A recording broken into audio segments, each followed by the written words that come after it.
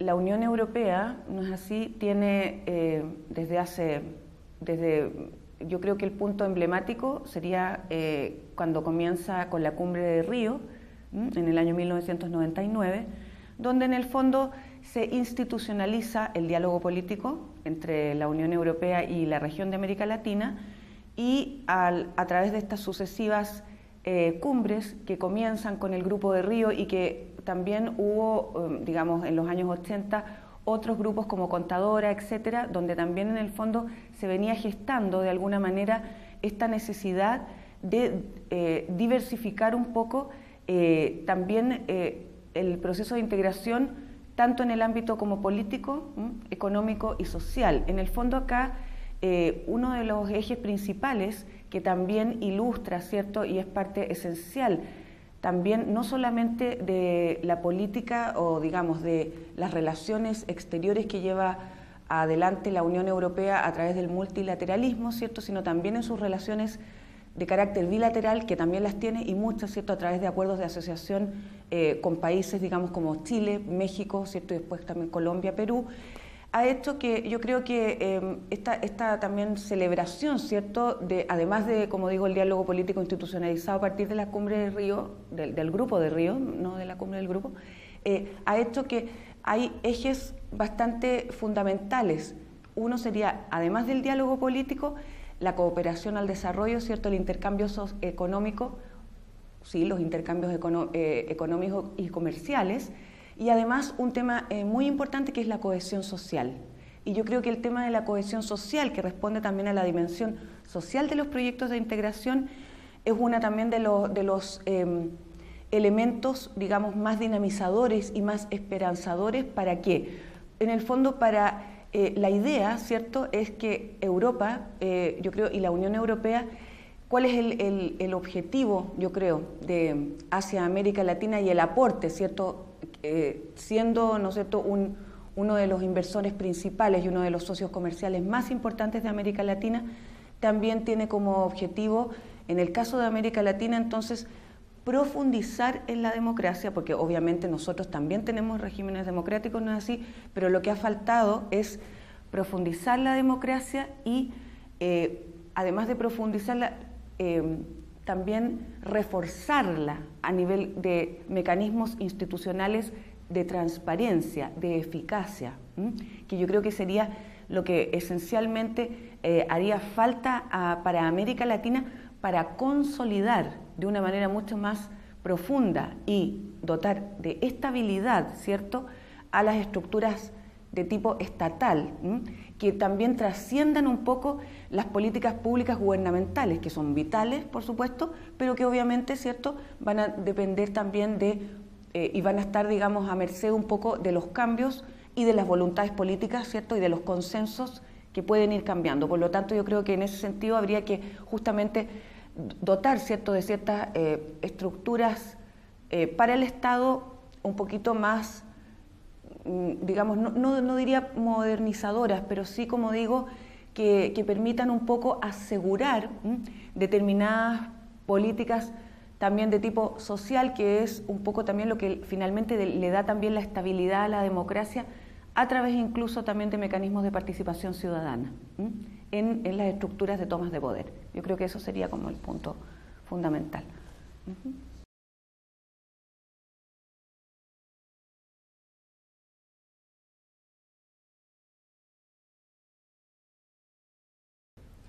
Bueno, yo creo que aquí lo más interesante en relación a la CELAC, ¿cierto?, que es un proceso también de tipo intergubernamental que se ha estado desarrollando y que comienza, digamos, en Santiago, ¿cierto?, con una cumbre emblemática en enero del año 2013, donde en el fondo también surgen nuevos temas, ¿cierto?, que tienen que ver también con otros aspectos medioambientales o de desarrollo sustentable, ¿cierto?, que se agregan y que han estado también siempre en la agenda, pero que hace también que un grupo entre América Latina, 60 países, ¿cierto?, o alrededor de 60 países, y también los 28 Estados miembros de la Unión Europea, a través de esta, ¿cierto?, es un nuevo, digamos, agrega, ¿cierto?, al Grupo de Río, es otro tipo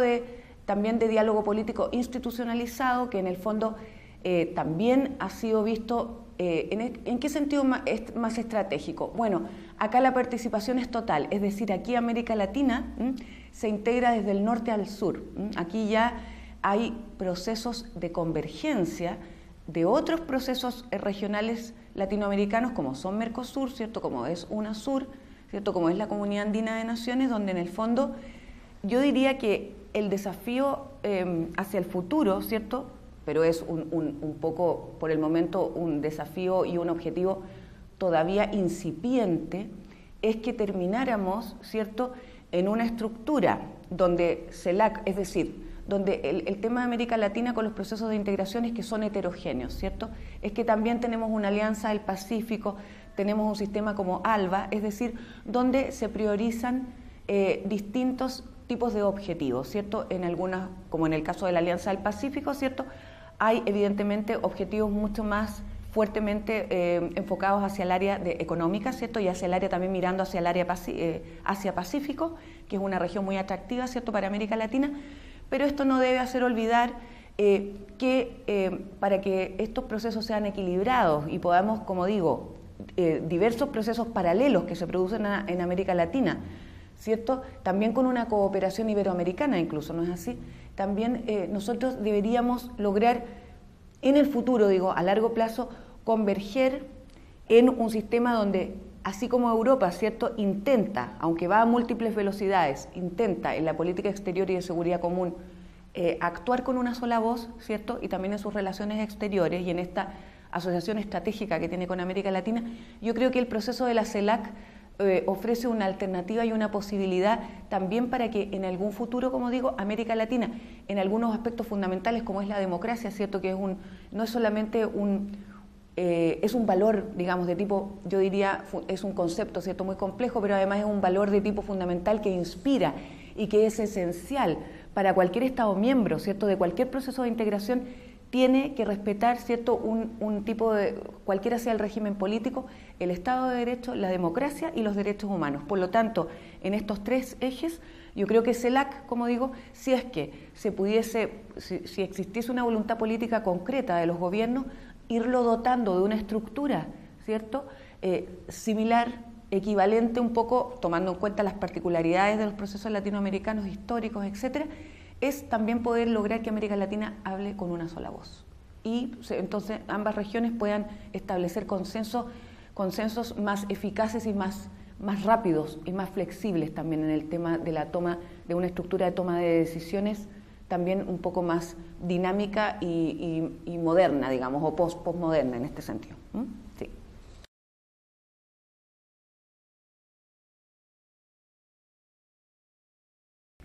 Bueno, esa es una pregunta muy interesante y lógicamente esencial en el sentido de que yo creo que aquí no hay que olvidar que la creación, el proceso de creación, ¿cierto?, y de desarrollo progresivo de los procesos de integración, tanto latinoamericanos como el proceso de integración europea, que también consideró en un principio diversas organizaciones internacionales, ¿cierto?, como fue la Comunidad la Comunidad Europea del Carbón y el Acero, Euratom, la Comunidad Económica Europea, ha dado lugar a que con el tiempo se ha puesto, digamos, en evidencia que este tipo de procesos que han sido conducidos por, ¿cierto?, las clases gobernantes, ¿cierto?, y respondiendo a necesidades también de tipo de dotar también de mecanismos de solución de conflictos, ¿cierto?, de tipo pacíficos, donde en el fondo se intentaba, ¿cierto?, equilibrar, ¿cierto?, un sistema que había pasado de dos guerras, ¿cierto?, como la Primera y la Segunda Guerra Mundial, donde se indica efectivamente que aquí teníamos que dotar, ¿cierto?, de una estructura institucional sólida para que los estados se pudieran relacionar conducir en sus relaciones internacionales de otra manera. Aquí se olvidó el papel que juega justamente la ciudadanía. Pensemos que en esta estructura, ¿cierto?, que hay que, digamos, ubicarla dentro del contexto de un derecho internacional contemporáneo, donde pasamos de una estructura relacional de los estados a una estructura institucional de Naciones Unidas y a una estructura de tipo comunitario, como son los procesos de integración regional, donde esta estructura de tipo comunitario significa también que la toma de decisiones afecta directamente a la ciudadanía, es decir, se regulan espacios que antes eran más bien dejados al ámbito, ¿cierto?, interno de los estados para su regulación. Este cambio de paradigma, ¿cierto?, donde en el fondo se da cuenta que también el derecho internacional empieza a afectar directamente la vida de los ciudadanos, hace que los propios ciudadanos, ¿cierto?, también es una necesidad mutua, digamos, tanto las estructuras de los organismos que conforman, ¿cierto?, la Unión Europea, etcétera, o en los procesos de integración latinoamericana se dieron cuenta que existía un déficit de legitimación democrática en estos procesos. Este déficit de legitimación democrática también se ve reflejado primero en la falta de elección por parte de los ciudadanos y de la participación, primero en elegir autoridades claves como son el presidente de la Comisión Europea. Es una situación que incluso la ciudadanía europea está pidiendo hoy en día. Queremos también elegir al presidente de la Comisión Europea. ¿Cuáles son los órganos, digamos, clásicos donde uno puede ver, donde se refleja, ¿cierto?, donde se reflejan los intereses, donde se representan los intereses de la ciudadanía, es justamente en el Parlamento Europeo. ¿A partir de cuándo el Parlamento Europeo tiene la posibilidad para los ciudadanos de que puedan votarlo a sus diputados, ¿cierto?, directamente? Es a partir de 1979. El proceso de integración europea había comenzado, ¿cierto?, oficialmente en el año 1951-1952, cuando entra en vigor la CECA. Esto implica, imagínense, han pasado casi más de 40 años, ¿cierto?, donde en el fondo la ciudadanía no tenía nada que decir en relación a la elección de estos organismos que, como digo, en su toma de decisiones afectaba, ¿cierto?, o beneficiaba eventualmente a la ciudadanía a través de las 4 libertades, ¿cierto?, de circulación, establecimiento, etcétera, capitales y bienes. Se dieron cuenta que evidentemente la ciudadanía también tiene un interés en participar de ciertos mecanismos de decisión. No lo hemos logrado. Yo creo que la mejor, digamos, el ejemplo es esta posibilidad de que los ciudadanos elijan, ¿cierto?, al Parlamento Europeo, que es quien conduce oficialmente, ¿cierto?, esta representación ciudadana. Si bien la Comisión o el Consejo de la Unión Europea o el Consejo Europeo, ¿cierto?, representan digamos, la voluntad y los intereses tanto de los presidentes, ¿cierto?, de los Estados miembros y también de los gobiernos, ¿cierto? Entonces faltaba también la Comisión, por ejemplo, representa el interés de la propia Unión Europea, ¿cierto?, los intereses comunitarios generales a través de la gestión presupuestaria, ¿cierto?, y de ser el garante también de, junto con el Tribunal de Justicia de la Unión Europea, de la correcta aplicación y ejecución de las normas comunitarias. Entonces ahí justamente faltaba la participación ciudadana. Se da a través, como lo mismo pasa en el Mercosur, ¿cierto?, a través del foro consultivo. Acá también hay un comité, ¿cierto?, de las regiones y un comité económico y social, ¿cierto?, que son los órganos que se representa directamente, está la participación ciudadana, ¿cierto?, y son mecanismos de legitimación democrática, como digo, que es lo que le falta a estos procesos. Acá hay que profundizar en el desarrollo de estos procesos siempre hacia la legitimación democrática. Y aquí ¿qué ha pasado? Es que en este tipo de comités, ¿cierto?, claro, a los europeos, ¿cierto?, a la ciudadanía o los mecanismos de participación ciudadana tienen un derecho a voz, a ser escuchados en el Parlamento, a ser escuchados por la Comisión, a ser escuchados, pero yo creo que faltaría justamente a lo mejor transparentar mucho más los procesos, ¿cierto?, de conducción de negociaciones, y el ejemplo. Y por eso digo, a lo mejor deberían haber mecanismos donde la ciudadanía pudiese elegir también otro tipo de autoridades, como digo, como la Comisión Europea, etcétera, ¿cierto? O incluso intervenir en la propia elección de quienes ahora, a partir de Lisboa, un órgano ahora permanente, ¿cierto? Como es digamos, el Consejo Europeo,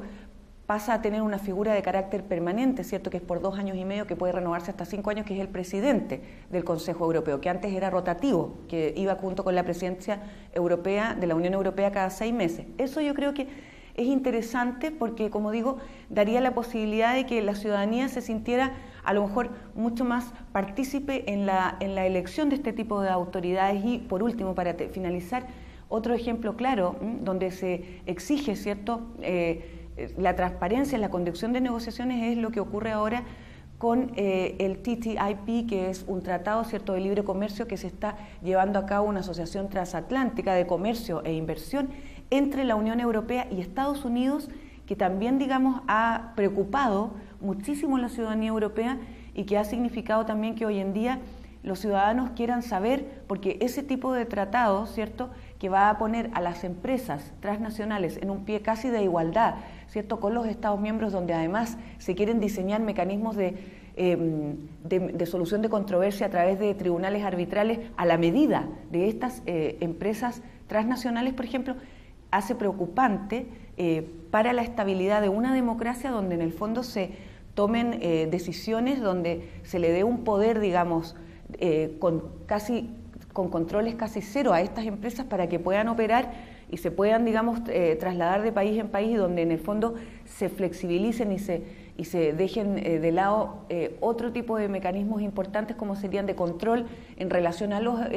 productos transgénicos, elementos de qué tipo de elementos se llevan en los medicamentos, etcétera, que son procesos donde, como digo, siempre hay una relación, ¿cierto?, tensa o de equilibrio mutuo entre el control al que deberían estar sometidos las diferentes instituciones y las conducciones de este tipo de tratados internacionales con respecto a lo que efectivamente hacen otro tipo de actores en el mundo internacional. Como digo, vienen también a acompañar no solo a organizaciones internacionales, ¿cierto?, Estados miembros, individuos, sino que ahora este tipo de actores nuevos que serían las empresas transnacionales, donde también están buscando un tipo de subjetividad internacional. Eso.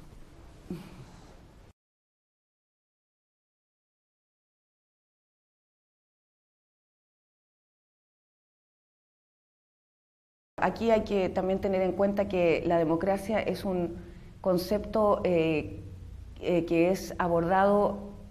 a nivel también multidisciplinar, ¿cierto? O sea, hay determinados conceptos que van a tener los cientistas políticos en forma diferente a lo que a lo mejor podemos tener quienes trabajamos desde el ámbito del derecho. Yo le voy a contestar, yo creo, desde el ámbito un poquito más bien desde un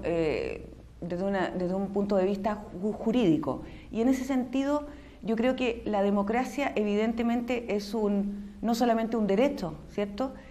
Un derecho y una norma prácticamente jurídicamente obligatoria, ¿cierto?, en los procesos regionales, sino también es un valor, es un principio general del derecho e incluso se podría elevar a una categoría, ¿cierto?, así como el respeto a los derechos humanos, el Estado de Derecho, yo diría, también podría ser considerado incluso una norma casi de carácter imperativo que también tiene que ser, por lo menos, tiene que ilustrar, ¿cierto?, iluminar los procesos regionales de integración. Evidentemente es un concepto que trasciende indudablemente el ámbito nacional. ¿En qué sentido? En que hoy en día, y yo creo que ese sería el aspecto fundamental, es que la democracia, ¿cierto?, también es un requisito no solo de adhesión, sino de permanencia en cualquier sistema de integración regional. Es decir, un Estado miembro, para poder justamente calificar, ¿cierto?, y ser considerado como un miembro que cumple, ¿cierto?, determinados requisitos mínimos para ser parte de un proceso de integración, evidentemente va mucho más allá, ¿cierto?, de tener determinados estándares económicos, ¿cierto?, sino que también se necesitan ciertos estándares mínimos a nivel político. Y aquí obviamente un Estado miembro, como digo, tiene que tener un régimen que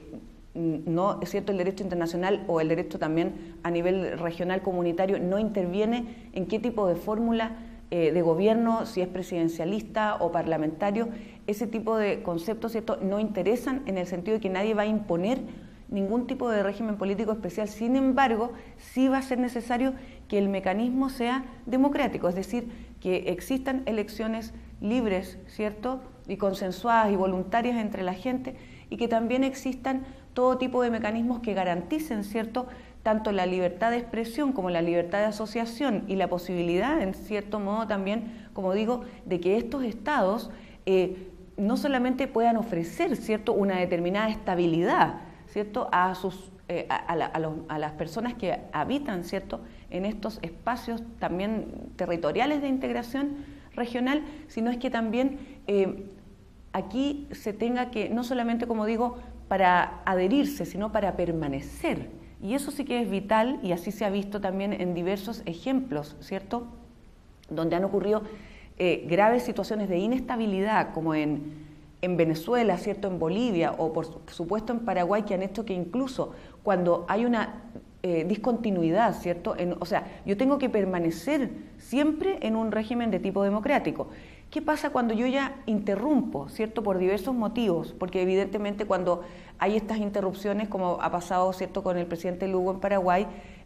claro, indican que justamente estos Estados miembros, una vez que digamos, interrumpen, ¿cierto?, una conducción de tipo democrático, hace que se violen también cláusulas esenciales que se han incorporado ahora, no solamente en los sistemas de integración regional, incluso ahora en los tratados de libre comercio. Hay cláusulas, ¿cierto?, la cláusula democrática, Ushuaia 1, Ushuaia 2, y también, como incluso en los procesos de la OMC, también se está pidiendo, ¿cierto?, determinadas cláusulas de derechos humanos, donde en el fondo vienen a poner un límite y un equilibrio en que hay un grado también de supervisión, si se podría decir de alguna manera, de decir, ojo, los Estados miembros ya no solo responden a sus intereses soberanos individuales. Hoy en día hay otro tipo de intereses comunitarios que trascienden y que forman parte también de las necesidades que exige hoy en día una comunidad internacional mucho más activa, que, como digo, hace también que entonces operen estas cláusulas, ¿cierto?, democráticas, y donde se reúnan, ¿cierto?, y así lo han hecho los presidentes cuando han tenido que ayudar, ¿cierto?, a un determinado país, a un determinado gobierno a restablecer su sistema democrático. Entonces yo creo que en ese sentido, evidentemente la democracia, como digo, es una norma y es un valor que ilustra y que permanentemente tiene que ser no solamente un objetivo, sino un requisito esencial, digamos, para un Estado miembro, para poder seguir formando parte de cualquier sistema de integración regional.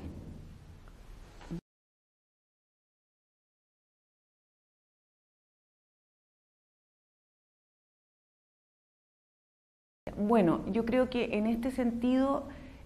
sería fundamental indicar que el proceso de la Unión Europea, ¿cierto?, que se considera como el ejemplo, digamos, más emblemático en relación, ¿cierto?, a consolidar determinadas estructuras en sus organismos que justamente dan cuenta de estos elementos de supranacionalidad donde se han ido perfeccionando, ¿cierto?, como digamos, es un sistema, tal vez el que tenga estos elementos de supranacionalidad de una manera mucho más avanzada, ha hecho también que evidentemente digamos, aquí habría que diferenciar dos ejes. Primero, hay que pensar que hoy en día la Unión Europea es un actor global, que no solamente, digamos, primero hay un punto con respecto a su relación, ¿cierto?, como actor global, ¿cierto?, dotado de personalidad jurídica a partir del Tratado de Lisboa de 2009. Esto tiene, digamos, primero un eje a nivel interno del propio proceso en la relación que lleva adelante con sus Estados miembros. En ese sentido, como ya, para no repetirme con lo que expliqué anteriormente, en el sentido de la relación entre la Unión Europea y sus Estados miembros, evidentemente, ¿cierto?, por el artículo 2 del Tratado de la Unión Europea se indica que uno de los valores fundamentales, ¿cierto?, como dije anteriormente, es la democracia, entre otros. Por lo tanto, hay ahí directamente siempre un requisito, como ya dije, para los Estados en relación a la Unión Europea, de cumplir con este requisito de tener un régimen democrático. ¿Qué significa esto? Que un Estado puede ser incluso no solo suspendido, sino también incluso expulsado de este proceso de integración, lo que da cuenta que el elemento en cuanto a la supranacionalidad significa que en el aspecto del requisito de la democracia, esto se podría en cierto modo considerar una limitación de la propia soberanía del Estado, en el sentido que el Estado ya no es soberano para elegir, por ejemplo, tener un régimen de tipo autocrático o de tipo derechamente, digamos, autoritario. Es decir, el Estado en ese sentido,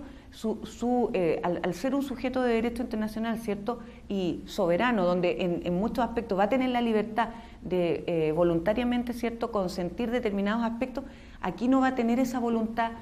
soberana para poder imaginarse o creer que puede hacer lo que quiera y, por ejemplo, no tener un tipo de régimen democrático. Entonces ahí ya hay un determinado límite que indica que, como digo, lo más importante en relación al elemento de la supranacionalidad significa que la voluntad en ese aspecto de la Unión Europea está por encima de los Estados y por las características del derecho de la Unión Europea, que es primacía, ¿cierto?, efecto directo, subsidiariedad y proporcionalidad. Estos elementos hacen que está claramente, digamos, para los Estados miembros hay una claridad en relación a que justamente en virtud de estos elementos del proceso no pueden entonces pasar a llevar este punto. Ahora, también la Unión Europea en su relación con terceros estados y con otras organizaciones internacionales en las cuales, ¿cierto?, con las cuales se relaciona, y además acordarse que a partir del año 95, ¿cierto?, la Unión Europea, que es una excepción un poco a lo que ocurre en general con las organizaciones internacionales, la Unión Europea hay que tener en cuenta que también como organización internacional forma parte de otras organizaciones internacionales, ¿cierto?, como es la OMC, como es la FAO, y como también a partir del año 2011 tiene además en relación al sistema de Naciones Unidas un estatus consultivo ampliado. ¿Qué significa esto? Que la Unión Europea también tiene un interés muy vital en, primero, participar, ¿cierto?, más activamente en relación al Consejo de Seguridad, ¿cierto?, que toma decisiones a nivel de Naciones Unidas de carácter vinculante, ¿cierto? Por lo tanto, Europa también quiere ser escuchada en esa instancia, ¿cierto? Y por lo tanto también Unión Europea como un inversor, digamos, de primer nivel, ¿cierto?, a nivel de la cooperación internacional en cuanto a la ayuda humanitaria, también siempre está privilegiando y fomentando, y a través de todo tipo de ayuda de cooperación internacional, en también aportar a otros países hacia que la estabilidad y para poder, como decía antes, profundizar y consolidar sus propios sistemas democráticos internos. Entonces, tiene todo ese eje, digamos, todo ese abanico de posibilidades donde, como digo, la Unión Europea sí participa, ¿cierto?, y tiene un interés vital, digamos, en que, entre otros múltiples temas, ¿cierto?, la democracia sea siempre un aspecto, como digo, a considerar, que tiene que ser un elemento que tiene que ser constante y permanente, y que no puede, digamos, casi como se podría decir incluso que ese principio de continuidad, ¿cierto?, que ilustra y que inspira todo el proceso comunitario de la Unión Europea, también tiene que inspirar y ser un elemento constante y continuo, y no debe ser nunca interrumpido en relación a la democracia en cualquier sistema de protección regional a nivel mundial.